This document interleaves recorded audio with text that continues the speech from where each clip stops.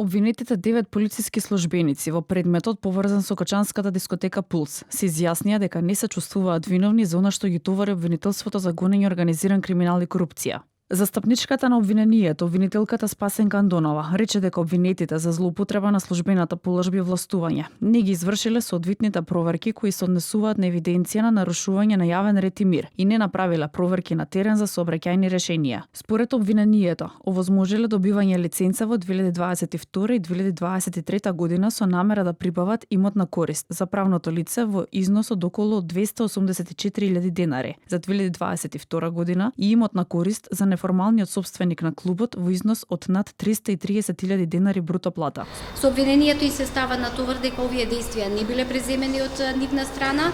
Како резултат на тоа сепак е дадена согласност и врз основа на таа согласност е издадена лиценца која што овозможила овој клуб понатаму да работи, а со тоа и непречено да остварува имотна корист во таа насока. Според одбраната, се работи за селективна правда. Адвокатот на првообвинетиот полициски службеник вели дека недостасуваат одредени писмени докази и намерата е да се обвинат повеќе лица. Тие се докази многу битни кои на одбраната, од кои може да се види дека се провериле, правиле се од себе давале се од себе да не дојде до вакви ситуации како што дошле. Мојот клиент е 3 години во пензија пред да се случи дискотеката Пулс.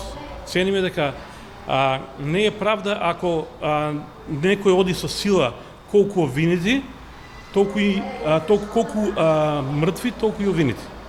Значи не е во ред да со сила се терат работите да има што повеќе обвинети во овој процес. Судскиот процес го води судијката Ленка Давидкова. Следното рочиште е закажано за 29 јуни. Продолжува со изведување на материјални докази.